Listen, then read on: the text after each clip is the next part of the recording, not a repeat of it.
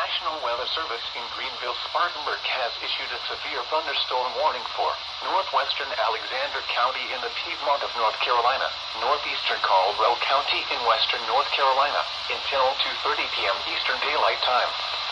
At 2 p.m. Eastern Daylight Time, a severe thunderstorm was located 8 miles northeast of Lenore, Oregon, 5 miles north of Cedar Rock, moving east at 30 miles per hour. Hazard, 60 miles per hour wind gusts and penny-size hail. Source, radar indicated. Impact, expect damage to trees and power lines. Locations impacted include Cedar Rock, Kings Creek, Patterson, Lenore, and Ellendale.